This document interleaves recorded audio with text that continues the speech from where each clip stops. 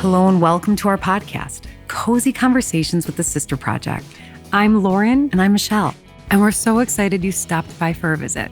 Come on in. Yeah, make yourself at home. We're two Midwestern sisters who love a good old-fashioned conversation and enjoy sharing our life experiences with one another and you. Consider this your one-stop shop for cozy, mindful well-being, along with some entertainment and lots of wheezy laughing. Oh, you bet there'll be a lot of that going around. Our goal is to live our coziest life and inspire you to do the same, because the truth is, we think it's good for your mind and your body. Thank you so much for tuning in. Now, let's get cozy. Well, hello. Welcome to Cozy Conversations with the Sister Project. I'm your host, Lauren, joined by my co-host, Michelle Anderson. Yo, what's up? Let's get into it, Michelle. Let's get into it. Is right. You guys, so much is going on. I'm navigating life with a toddler. I'm listening to a book about consistency. She's super consistent in her meltdowns. Well, that's good. There's a positive takeaway. And the author did say, if you keep chipping at it every day, you'll be a master. So she is on her way to mastery. You guys, it has been a roller coaster. But speaking of consistencies, I'm using this mindset for like our Zanies show coming up, like thinking about it every day, running through certain things I want to say and how I want the show to go, because it's production time, it's planning time. And if you're just tuning in and if you've been living under a rock, we have our next live podcast at Zanies on October 4th at 4 p.m. Someone was like, is it like at 9? Because I'm like, no, honey. Grandma. It's at 4. You think we're staying up till then? And this was like a 28-year-old man. I'm like, no, darling. Mm-hmm. This is smack dab in the middle of the day. Get lunch before or an early dinner after. And you're at home. You could be at home by 8 o'clock. If you don't go to dinner, you're in home by 6 o'clock. Yeah, you're getting 8 or 9 hours of sleep. Guaranteed. You guys, we are so freaking excited about this show. First of all, it's on our dead mom's birthday. R.I.P. GTS, gone too soon, June. But we will be honoring you that day. Hell yeah, birthday party. Birthday party. This is our dead mom's birthday party. Second thing, our good dear friend, one of our oldest friends in the books, Bridget McGuire, stand-up comedian. OG little ball muffin, board of directors. OG, lived on the street with us. Yeah, You'll hear a little bit more about the little ball muffins later. She will be opening for us. And we had a creative process meeting with her a couple weeks back. And let's just say the juices are a-flowing. They are a-flowing. And something else that's super exciting about this coming live podcast is that we are teaming up with incredible, most of them are small women-owned businesses who are saying, hey, I like what you do. We say to them, we like what we're liking what you're doing. And we are teaming up and they are sponsoring our event. Super excited. So if you are interested in getting some brand awareness out there, this is an opportunity for your business to be a part of our show. And that's what we've always done. We've always teamed up with only products or businesses or organizations that we really love and have faith in. And we're so freaking excited to announce, and you've heard this name before because we've been talking about her and her studio for a couple weeks now, because she's currently a partner of ours right now. But Lizzie Selly is just signed up to be an ultimate cozy partner for our next podcast at Zanies.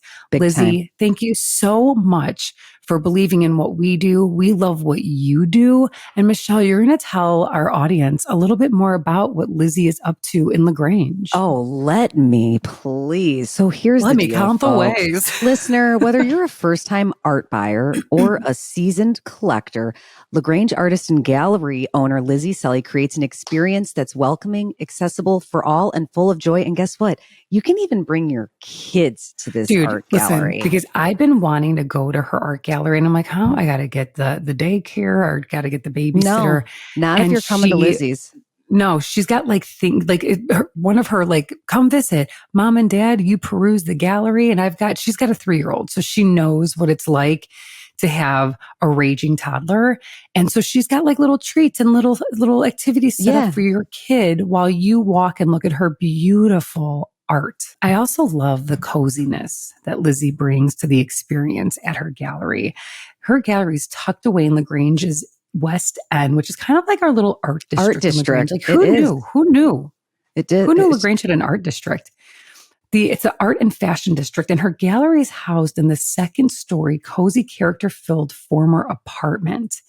And it's a refreshing change from the typical sterile gallery setting that to some may feel a little intimidating. Now, Michelle, you've been there. I have. What kind of feeling did you get once you walked into her space? The coziest home filled with art I've ever been to in my entire life. I sat down and sat there for almost 2 hours, didn't want to leave. And everywhere I turned, my mouth was agape and I felt like eye candy at every corner. It's just a really lovely, welcoming space to go take in some art.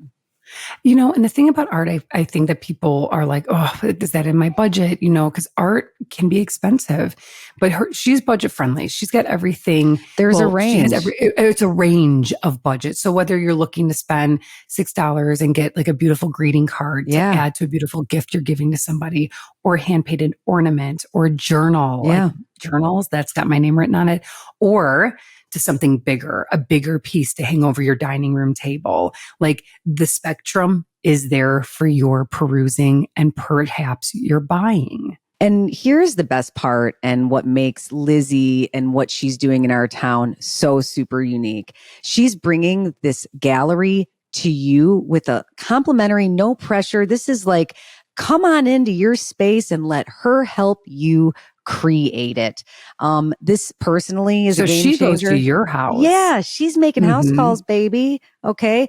Gone are the days of the doctor coming over with that scary bag and all Bring those the artist. Bring the artist on in with her magic eye, and what she sees could be a beautiful piece somewhere. She will help you curate the art that you want to put in your home. So all you need to do is number one, before anything, go visit the studio. Okay. You got to make an appointment. It's Monday through Saturday. Give Lizzie a call at 952-270-1521. Can we get like a jingle? We need to make up a song to that phone number. We need to make up a jingle for Lizzie. Yeah. Or you can check out her work online at lizziesellestudio.com, and that's LIZZIESELLE studio.com. Follow her on Instagram.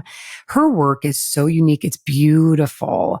I've actually just been kind of like looking around my house thinking like, where can you put a piece of her art? Because we've got a lot of stuff in our house in a great way. You do, and I have the different art.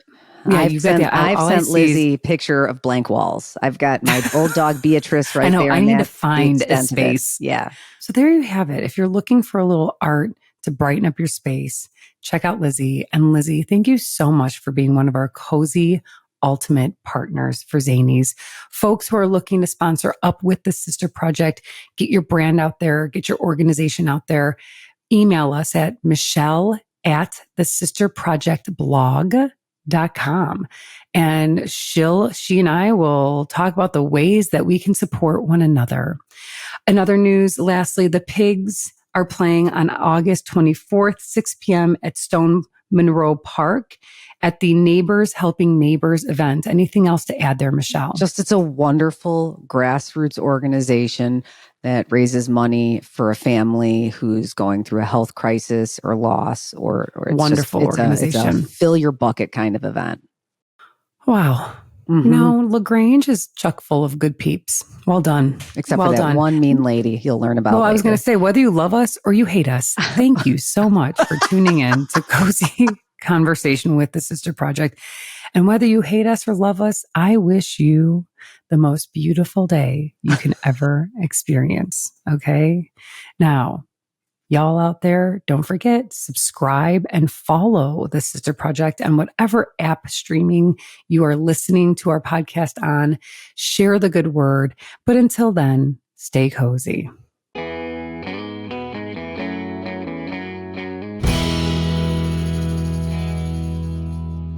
Okay, Michelle, over the weekend, we got an amazing email in.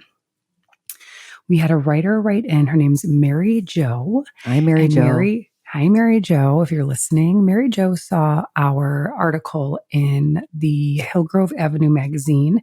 And it was my article about like Midwestern nostalgia, summer nostalgia. And we invited people at the end to write in. And Mary Jo was so cool. She wrote in, again, I mentioned she's in her 80s, about what life was like growing up in Springfield, Illinois. And she had a bunch of friends, and her group, they called themselves, were called the State Street Squirts. Oh, it's so cute. Well, love it. The streets. It's hard the actually. State Street. I know the State Street Squirts, because they lived in Springfield on State Street, which reminds me of our growing up club called the Little Ball Muffins, the LBMs. So Mary Jo went on to tell us a story of like going for ice cream at the ice cream store, playing games outside with all of her friends. I mean, she would go to one person's front porch and holler for the other friend to come out and play. Those were the days. That reminds me of when Bridget and Sean Duff would come over and say, knock on the door and say, shall Cole play? No, they weren't asking for Coldplay, because we all know what happens when you get on that cam. They were asking if Michelle and Nicole could play. Shall Cole play? Shall Cole play? It is honestly the cutest thing I've we'd go outside and hang out. What else did she say? She brought up a really interesting game. You know, we've talked about this before. We play like Ghost in the Graveyard and Kick the Can. But she mentioned a game that I've long thought about, Red Rover. You know, send Johnny right over, and then you clothesline your friend. I was such a pussy because I would let go. I was terrified of my arm breaking in half. And like some kids were psychotic. Like they would run through you like a bulldozer. Like your limbs could be torn from your body. Totally. Dislocated shoulder or something. Totally. Plus snapped clavicle. Who came up with this game? I don't know. Somebody that was creative enough to think, if we could make a human chain, let's try to choke out another John. Kid runs their body through their arms. Through. I just want to say thank you to Mary Jo, because, you know, we love getting people writing in, whether it's a review, a response to our Hillgrove article, sharing their own summer nostalgia. It's amazing. Or or just coming up to us. But Michelle, I think this is funny because, you know, a couple weeks ago, let's not say where we were, what we were doing, but, you know, someone came up to us, Michelle and I, and instead of, I mean, listen, she just basically came up and was like, I don't like you guys. We're not for her. Straight up. And, you know, the more I've thought about it, I mean, listen, and it was one of those things where I said to her, one of my responses was, and, you know, this is a woman who was totally poking us. I think she was trying to get a rise out of us. Yeah. I mean, I think we need to be clear here. It wasn't like we were just like having a, you know, friendly exchange. She definitely sought us out to insult us. Guns a blazing. It was so awkward. So odd. And, you know, I always, no matter, and Michelle, and I think you kind of lead the same way. If someone is an asshole, I try to always lead with kindness, even, you know, like to as much as like, especially if someone's an asshole to us, but if someone's an asshole to somebody else, this is apparently get when the fuck out of my way. Yeah, we're like, that's where we like turn into superheroes. Take you down. Yep. Right. I'll cut you. Yeah. Street vigilantes. No, but when it's to us, we're like, oh, thank you so much for the rudest thing I've ever heard, right to my face. And at one point I said to her, because it did just so happen that the day prior, I was listening to something about how like it really is okay to you're not going to be everyone's cup of tea. Not everyone's going to like you or love you. And I said that to her. I said, you know, I was just reading something the other day that, you know, not everyone is going to like you. And she snapped back like, oh, you're just learning that now. And I'm like, oh, good God, lady, I'm trying hard with you right now. I'm trying not to punch you in the face, but you're going to get one. You're going to get it. Let me wind up. Let me wind up. I love that. The old wind up. If you're watching us on YouTube, Michelle, back in the day when you would make her mad when we were younger, Michelle would pull her elbow back, make a fist, and then just twist her fist. And then I would like, I'm going to fucking hit you. And then, I mean, we're like 12. I'm like, and then I wouldn't. I'm like, why are you going to hit me? No, I wouldn't. You know, you weren't the sister that I was aiming at. Let's be honest. But I would you watch were too young afar. and cute. I would watch from afar. It was either that or the bitch so kick. Mad. It was either that or I'd get on my back like a turtle shell. That is the best move. People out there listening that have come from like large families and a large like sibling kick. Dynamic, you know what the bitch kick. That's when you're getting on your back, turtle and a half shell on your back, and you're paddling your feet just to defend yourself. That was my go-to move as well. I was like, also, why do we have to go into the bitch kick? Like, why are siblings? Why do siblings like try to kill each other? I mean, I will say, like, it might not be as I observe the sibling relations in my family here, I don't see like the straight up beatdown. Again, different dynamic. You get boy girl twins. You know, they like kind of poke. Yeah. William and they can't be beating up each other. Mia, and she'll be like, "I said no. I said no. I said no. I said no. Please stop."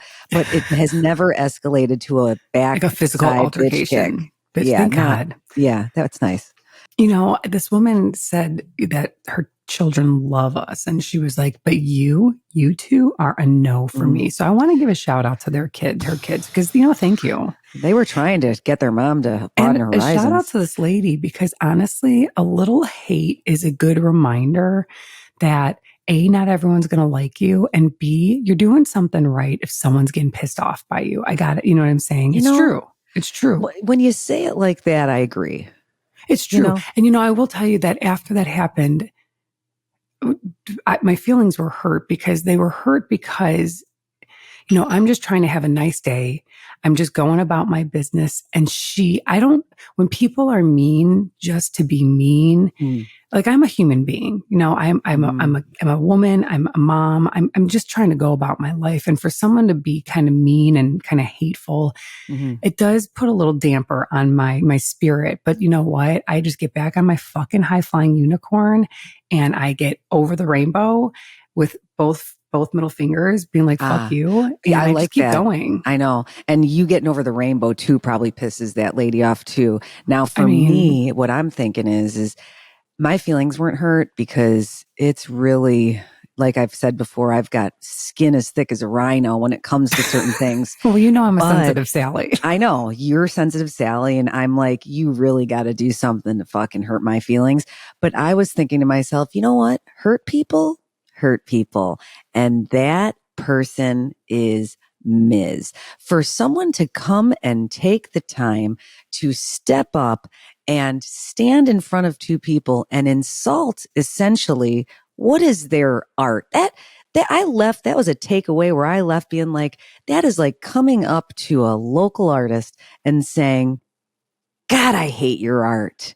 And to that I say, suck an egg, asshole, and move along. What's a gasshole? Gasshole. I thought you said asshole. Suck an egg, asshole. It's the G blended into the A and sounded like a gasshole. And if you want to suck my gasshole, that might be more insult to injury. That might be more injury to insult. Gasshole. I've never even heard that. I'm so grossed out. You know what? We've just made a new phrase. Suck my gasshole. Suck my I'm gonna throw too early to be laughing. It's disgusting. Wait, another thing is like suck an egg. Like if you suck on an egg, you're 100% going to die because an egg's going to go into your throat and then you're going to choke and die. And that's talk about like insult. Talk about like 90s nostalgia. That was like a favorite phrase back then. Suck an egg. Suck my ass, my gasshole. My gasshole. Madame, suck my gasshole. Moving on.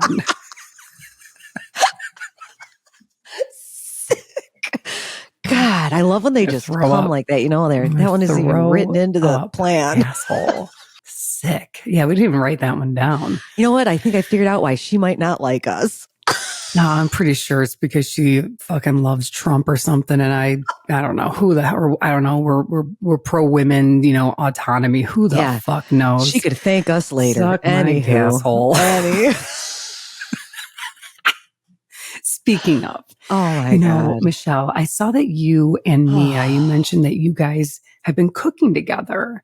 We cooked together. I wouldn't say I'll take what I can get. When my kid says, do you want to hang? I drop everything. I love that. Yeah. It's really lovely. You and I are in different stages of life. You are. Right. I'm just fending. You are hanging on. Like trying to be alive. You're just trying to get through the day. Yes. And I am grasping at moments and snapshots of time to hang with my kids. That's beautiful though. Where mine won't leave me alone. Yep. But don't worry. Parenthood is just a set of phases, and you're just in a different one right now. Well, I can tell you that another phase has kind of crept in. I found myself talking to, yesterday was a very, very difficult day. Yesterday, I was almost brought to tears from like Let's the break it down. insanity. Give it to Like me. it was just from morning. The past couple days were really rough because she's going through this phase where she's screaming. It's not like a tantrum pounding fist. It's like a high pitched scream. And my ears, like my brain vibrates and I have to like walk away because the closer I'm to the screaming noise. And it's just like, I've got to go to either like a parenting therapist or read or listen to some podcasts. I need to understand how to manage both me and her, this whole situation. In any case, though, this experience is really, my grieving for my dead mom has taken a turn because there's nothing more, and you are filling a void. Thank you very much. But there's nothing more that sometimes I want to do than call my mom and be like, what the fuck is going on? And ask her the same questions I've always had. How did you do it? How do I do it? You know, like any advice, like any maternal advice I am desperate for. And for some reason, I want it to be from my mom. My mom's dead. So I have sought. As a doornail. Talk about it, right? I mean, she ain't coming back with any words of wisdom. And I'm even trying to like think, what would she have done? I don't even know if what she would have done would have been the right or wrong way. I'm just looking for maternal advice from a person who's not there. And yesterday I was in the garden. We have a beautiful neighborhood community garden by our house. And myself, Anthony, and Luna walked over there just to peruse. There's like a little dirt box that she plays in. It's really cute. It's beautiful. And we found ourselves looking at the honeybee box. There's a person who's doing honey. Cool. And we're looking at it, and bees are really working. You can see them on the outskirts. And a man came behind us. I thought he was trying to pass. I'm like, oh, I'm sorry. Go ahead. We'll let you through. And he's like, no, this is my honey. I'm like, oh my God. So we started talking, and his wife came over, and I was talking to her, and then we shifted from honeybees to, I'm like, well, that's my daughter 3. And the woman says to me, and I was like, I wanted to like kiss her lips because she said something along the lines of, how hard is it right now at that age? And I was like, oh my God, I feel so seen right now. I'm like, it is so hard. I'm like, what the fuck? Why is this so hard? She's like, listen, we almost had 1 and done. And then we ended up having 4. I mean, she's an older woman. Their kids are like in their 20s and 30s. And I'm like, oh no, I can assure you that this is it. There's no like thinking about it. We're talking. And I started confiding in her, and I'm like, oh my God, I feel so like, thank you for saying how hard it is, because you don't really hear a lot of people saying that. And she goes, I was so angry during the toddler years. And I said, you know what? That's interesting, because today I'm so angry. I'm so mad right now. Like, I'm just mad. I said things that I shouldn't have said. And I didn't cry in front of her, but now I am. But it just felt so good. It's like my shoulders dropped to feel like, okay, so angry is an okay emotion to have, because you don't even like, I'm getting like my ass kicked. And so, yeah, I'm a little pissed off that like my even little tasks, like emptying out the dishwasher, go and pee, is like, is there going to be, is Anthony, let's put in perspective, you guys. Anthony called Luna bin Laden yesterday. Okay. Did it make you laugh? Yes, in we the laughed. moment.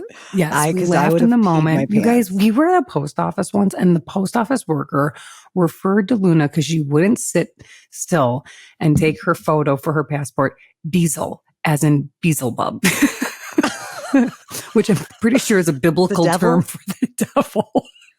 So sometimes Anthony and I in that DL would call her Beelzebub. But yesterday's bin Laden was a newer nomenclature. So a mini terrorist. You could call her like, that's so funny. BL. It's just, so yeah, I'm getting my ass kicked right now. I have a thought. Yes. I'm having a thought. I hear you say a lot, like, nobody ever told me this. Nobody ever talks about how hard it is. And the nobody is going to be women. Okay. The nobodies are going to be the mothers, because they're the ones that are on the front lines. And the more I'm reading this book and I'm going to talk about it later a little bit, Quit Like a Woman. And there is this big overarching theme about how the patriarchy and this idea of not drinking and this program that you go through is all derived from this like very patriarchal program, which is this AA system. It's designed for white men. Okay. Sidebar.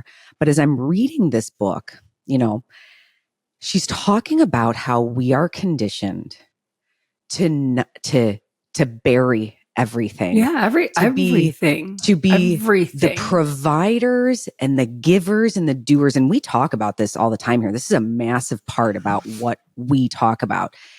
And it's like I'm having like a revelation as your counterpart and your sister, watching and observing you navigate this parent thing. You're at this moment in life where you're like, this is fucking insane. It's insane. Why the fuck? And you've asked, does no one talk about this? And it's because we have been conditioned to not talk about it. That's why no one talks about it. Yeah. And like, I also put into under a lens of, we tried really hard to have a baby, and I'm getting what I asked for, but I didn't know what I was asking hard for something doesn't mean that we should ignore the reality. Right, or not talk about it. Just because we wanted something doesn't mean that we should punish ourselves and stifle the real feelings. No, you're absolutely right. And with, like, for instance, when I have endometriosis, but for years I would tell my doctor how painful my periods are. Sex was sometimes painful. And they're like,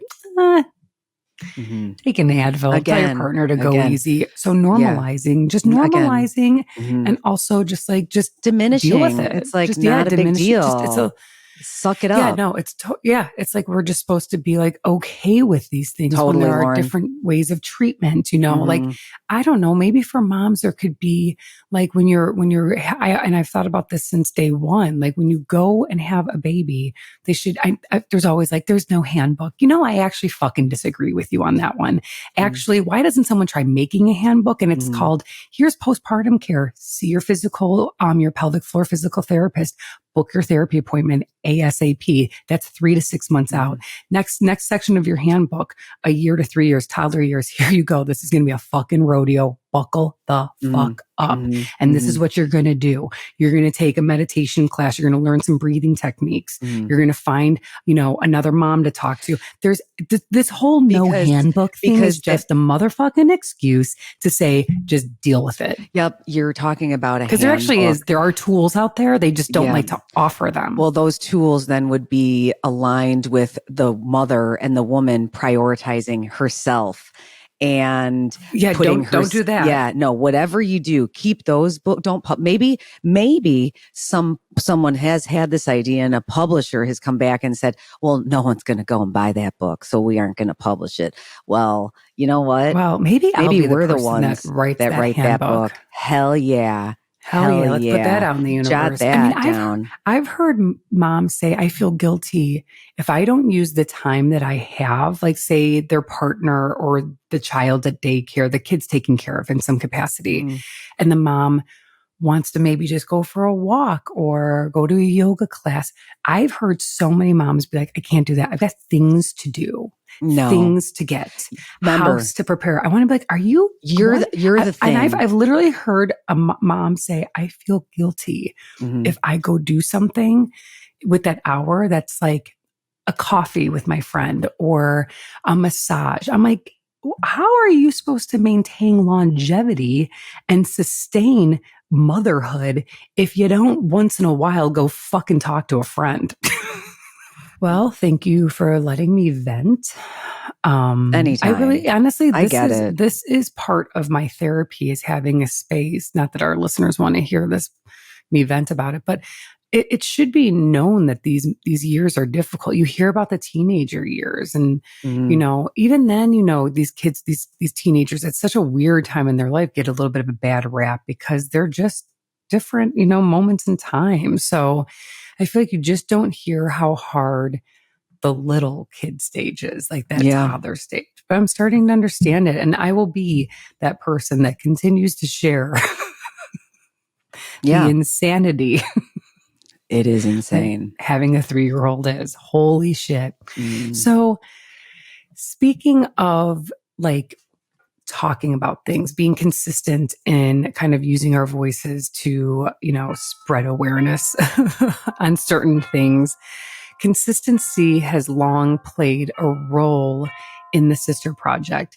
In fact, one of the very first bits of advice that we got from a very popular blogger from Chicago who we met like 13 years ago. I think we were at a Vera Bradley store that she was hosting, and we wanted to go meet her just to get some insight on being a lifestyle blogger. Because whether you know it or not, that's how the Sister Project first started, was a blog.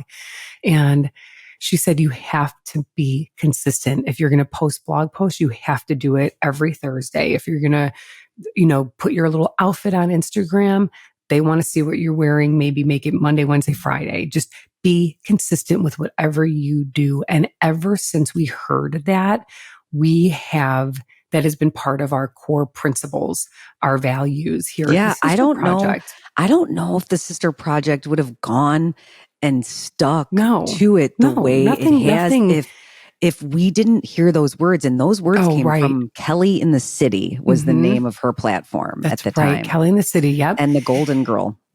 Yep. Blog. And it was just such an invaluable piece of information. And of course you'd think, well, like, of course, duh. But anything you get yourself into, if you want it to work, you have to work so hard. Show up and do it. And over the years, what has transpired is Michelle and I have moved that consistency needle into a podcast. And we're on 355, episode 355. We've been doing this every week. We beat the shit out of ourselves. Well, we've gotten much better if we miss a week or if something comes up. Yeah, now we're just kind of like, we're good. We're on vacation. Before, back in the day, we're like, but what are we and they going to do? Nothing. But you know what? Fine. But I think that's also like, here's the deal. That's an example of us putting the hard, consistent effort in up front. We've established a schedule. People know what to expect. We show up regularly. And so we have earned the right to pause or skip periodically, here and there. That might not say here and there, maybe once or twice a year. Maybe. Yeah, once or twice a year. And again, that probably wouldn't be the case had we been sort of willy-nilly and just throwing podcasts out there here and there. Absolutely. And this word consistency really grabbed me by attention when I was in my grabbed you by Spotify your gas hole? app. Grabbed you by the gas hole? It got me. It grabbed me by the gas hole. Harnessed. It stopped. I was in my Spotify and I've got premium. So I mentioned that because this book is free for premium members.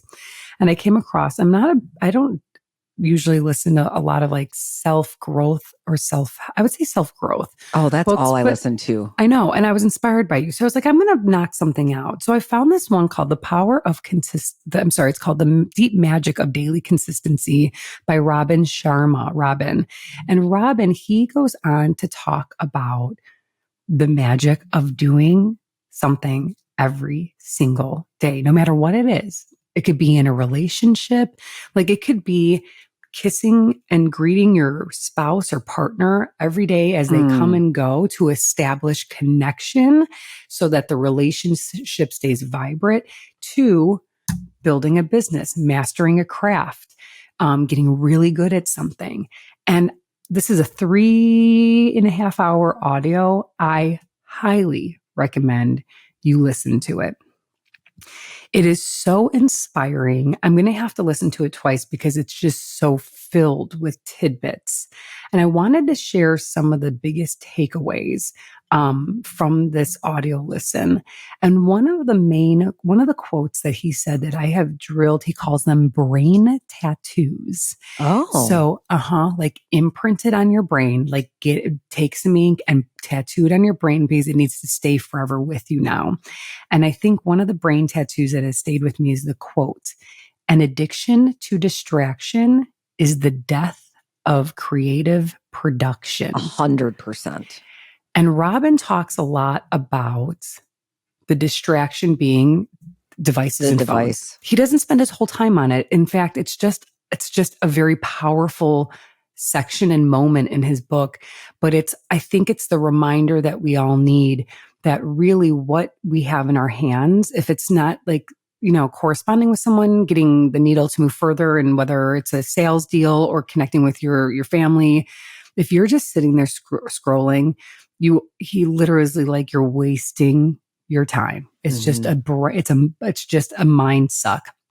And he talks about the scrolling. And he went on to also share that when they started to devise these apps, Instagram, TikTok, anything where you're scrolling up, they researched why and how gamblers get stuck at like slot machines for so long, and they can just sit there and watch the little emoticons, or what do you call them? Like the cherries, whatever, line up. Are you going to get a bunch of quarters back? And it's just this addiction to seeing more. And then you get that dopamine rush when you get a hit, and then you keep going. So they basically, when they devised these apps, thought, how can we get people addicted to them? Yeah. And it worked. Yeah, it did. It fucking worked. Now, some of his core principles, another one that I absolutely loved, he goes and he talks about all the things, creating neural pathways, and how when you start something at first, it's like going through a walk through a meadow. There's flowers, there's tall grass, but you're trying to find your way. Then over time, maybe 2 weeks, 2 months of doing this thing every single day, you've created a trail. Your footprints are in there. So now you know exactly where you're going. Over time, this trail turns into a highway. And this is neural pathways we're talking. That trail turns into a highway, and now then it turns into a super highway. Now you're cruising. And now it is just part of your DNA. You have mastered it. It's so fucking cool. And he talks about great visuals. He gives great visuals. Oh, it's super easy to digest. This is digestible information. You're not like, what the fuck's this guy talking about? Brain bender. In a way, he talks about the mountain a lot. What mountain are you climbing? Whether it's like, whatever your mountain is. Yeah. Like I think about my mountain this year is going to be navigating this new terrain of like, shepherding my kids alongside them through this college journey. Like there's so many, there's apps and I've never done this before. Yes. So you're going to probably every day, he'd probably say to you every day, what effort and what are you putting into everyday learning how to navigate this? Yeah. You find the tools you need. But this book reminded me to a degree about The Mountain Is You by Brianna Wiest. The Mountain Is You is a lot more like a little philosophical. It's not as like scientific as this, but I would almost put those two together and like read one or listen to one, then listen to the other, because they go together well. He says that consistency is the DNA of mastery, that if you want to become a master in something or make something part of your everyday life, you have to remain consistent and do it every single day. In fact, so much so every single day, he kind of like poo-poos the New Year's resolutions, because he's like, that's when people wake up on January 1 and they're like, let's get after this. And they do it maybe a couple times. And then that need for that or want for that resolution fizzles, and then it dies out. And you don't even remember by now what your resolution was. And he talks that if you do something, even in small amounts every single fucking day, it will overcast if you were to just do something every once in a while. What are you going to show me? It just always comes up. It just always comes Read up. it. Chip away each day and never give up. You can do and be whatever you want. And that's that. Like the more you do it, Lauren, think about when we first started podcasting. I don't know about you, but from a sound perspective, from navigating the equipment to feeling comfortable behind the mic and doing all of that. Like for me personally, it was a bit of a stress point for me. It was a pressure point. I do remember that for you. It stressed me out. It was a new uncharted territory. But we're 354 episodes in, I think. And it's amazing because now it's like a push of a button and a click on and let her run. I mean, I was even talking last night. I practiced with the band, and I cover Guns N' Roses song that I can never remember the name of, but it's like their most famous song ever. It doesn't Welcome matter. To the Jungle. No, she's got a smile and it seems to me reminds Sweet Child me. of Mine. Thank you. And I was talking to Tim, and I'm like, Tim, do you remember how fucking bad that was such a struggle in the beginning?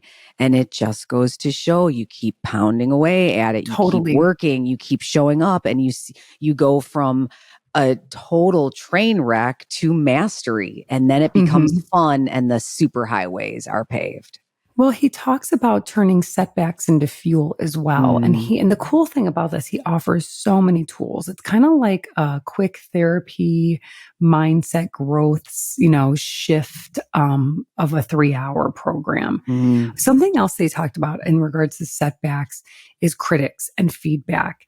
And he said a lot of people, when they hear someone, for instance, say, I don't like what you do, like that lady said, that can make or break a human being on their path of whatever their path is. Some people could be like, oh yeah, you know what? People don't like me. What am I doing here? There's clearly people out there that don't like what I'm doing.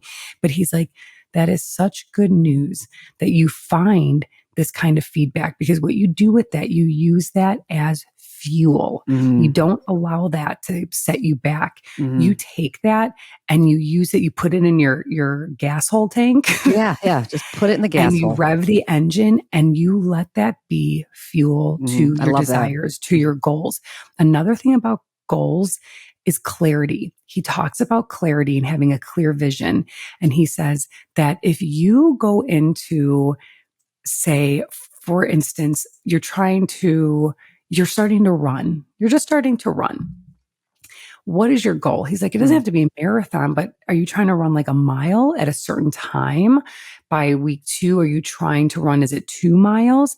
Whatever the goal is, you have to write it down and you have to see it at least once a week, if not every fucking day. Because he says, if you start something without a goal, you're just wandering blindly. You're wandering. And then he says, at the end of your life, what all of this work, because he talks about productivity and he talks about doing things, staying busy. He's all about working smarter, not harder. At the end of the day, if you've done all of the things, but what do you have to show for it, whether it's internally or whatever it is that you want? It's exceptionally insightful. What were you going to say? Well, I'm watching Ryan right now. He has set a goal to run 1,000 miles in a year. And he says it. So he states it. Okay. And then, he has an app but I see him, after each run, kind of calculating in his head how many miles he got that under his belt. Like, oh, he has a setback. He had a little injury on the pickle court a couple of days ago. So there's a slight setback. But I know that he's thinking about his goal and how he's going to modify and change his mileage to still target that and accomplish that. But it's so true. I mean, the idea of saying it and then also reflecting on it regularly is how you chip away and get to the finish line. Yeah, it's your reminder. It's your why. It's your check-in. Are you doing this? I love that. Uh-oh. Bin Laden's coming. Bin Laden's climbing out of his cave. Another thing that he talks about a lot is that your days are your life in miniature. Your one day is how your whole life. He doesn't put that much pressure on it, but he just says how you go about your day, whether you're getting 20 minutes of some exercise, putting good fuel in your body, connecting with others, staying on top of your goals. If you are doing that on a daily basis, you'll see that on a life basis. And then your days turn into better weeks, your weeks turn into better months, and etc. And then one last thing that I wanted to note about pushing through resistance. A bad day for the ego is a great day for the soul.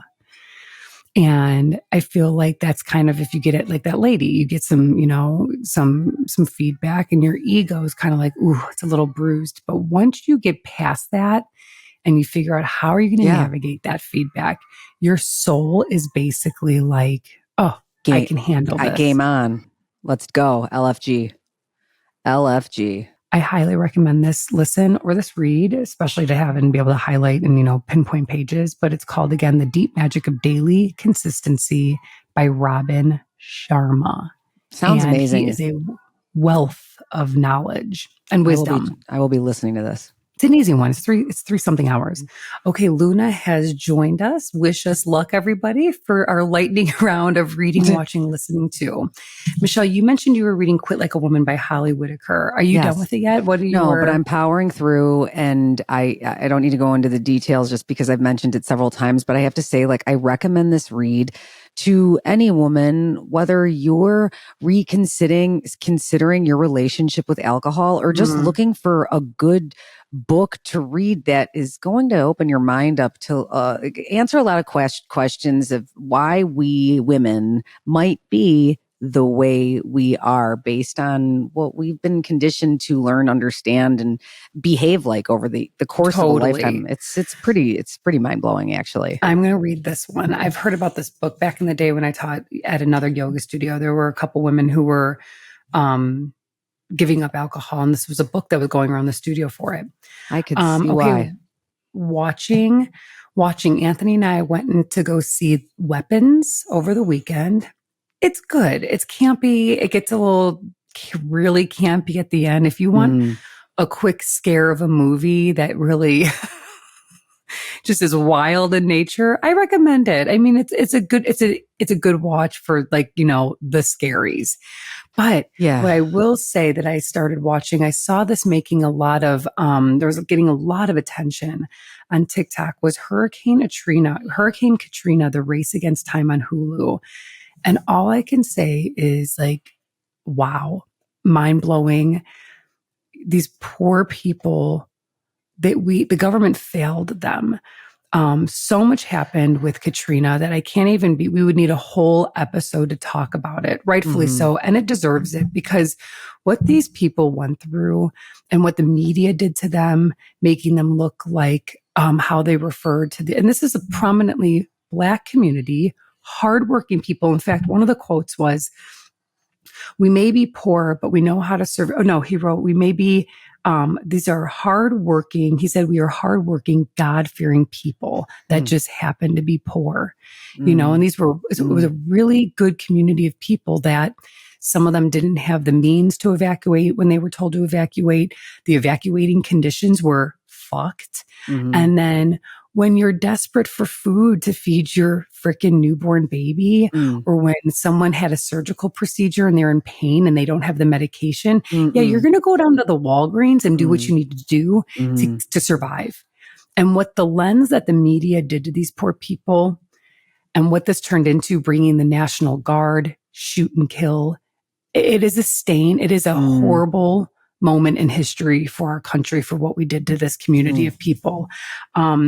And I think this is a watch for everybody to see what happens when systems aren't set in place to help save people. At one point, one of the people that were in charge of helping these people said, we lost sight. They lost sight, not they, the people, the government, of what was important. We started to protect stuff, medical things from stores, Walgreens, clean underwear, bars of soap. We started to protect that more than save these people. And that's when you know you're getting it wrong. Yeah. It's a difficult watch, like any, you know, natural disaster. But when this was just a different, it's terribly sad, but I highly recommend it. Okay. I don't remember a lot about Katrina except for all the bad stuff that you heard about. Same. You know, and Kanye West getting on what was like a telethon to raise money, saying, you know, George W. Bush doesn't like Black people. That was a moment in that time when you're like, what the fuck is going on down there? Like, in my mind, I remember seeing like visuals of people on top of houses with like signs, "Help me," like desperate to at some to point. get saved. The community people were helping one another, because helicopters, there were rumors going around that they were shooting at the helicopters. So then they grounded the helicopters. So now you've got people in the community who have access to boats. These are just everyday people helping and saving, pulling people out of their homes, off of their roofs. It's nothing really like I've ever seen before. I highly recommend it. It's not a feel good, but it also puts in perspective what really went down there, and it wasn't good. Michelle, how was different Naked? watch. I know, always. How was Naked? Bless you. Hilarious. How is Naked Gun? Hilarious. Ryan and I are in our movie watching era. And so we decided to walk uptown and see Liam Neeson and Pam Anderson in Naked Gun. And we loved it. I mean, we were laughing right out of the gate. I need to see it. I need to see it. If you want to go see some old school slapstick, it is complete ridiculousness. Go see this I am movie. going to pop a 5 milligram Wana mango sativa and go cry, laugh. That's what I need. And I'm here to tell you, it's so funny that you don't even need that. You will. Okay. I recommend like either way, but you will LOL. You don't even need it right out of the gates. So How stupid. How is Pam? She's awesome. Yeah. She was awesome. I think that I am kind of obsessed with her second career that she is having and this version of Pam that is Pam Anderson. You know, like I was just reading an article about how people are like living for this what she's living right now, the second career. And it's like, it's not the over sexualized version of Pam Anderson that we all remember growing up. This is a beautiful, smart, relatable person who is living her best life. And I hope I get an invite to her and Liam's wedding if they decide to tie the knot. I'll be your date. I love them. I read that she came out with a pickle, a jar of pickles. She wants everybody to buy her pickles. Yeah, but they're $38. Not surprised. That's why our candle price is going up. That's why I'm not getting her pickles, but I hope that whoever gets them, they enjoy them. Okay, nothing new on the listening front, except for the book that we just mentioned. Michelle, I know nothing new for you. So let's tie this one up in a pretty red bow. What is your simple joy of last week? You know what? Past week? I have been staring at some pictures and some art that have been sitting on the floor of Will's bedroom by no fault other than my own. And I was like, I had time on my hands this past weekend. And I thought, you know what? You're going to hang those pictures. So I ran to the hardware store. I picked up some items that I needed to properly secure these things to the wall.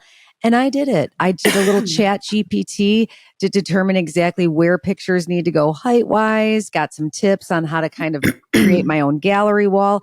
And I got to say, I did a damn good job. So every time I walk past his room, I get a burst of pleasure. A little dopamine rush of like, I did that. Yeah, I did that. Simple. And Will came home from his friend's weekend out of town and he was like, my room is complete. Thank you.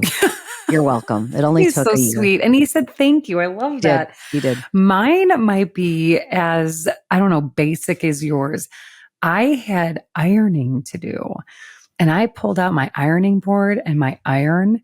And I remember Hairspray. I'm trying to iron. I do. Did not make it look pleasurable. Well, I was channeling our Grandma Manos, who would come over and iron Dad's shirts. Mm-hmm. And I have to tell you, ironing is very relaxing. It is meditative.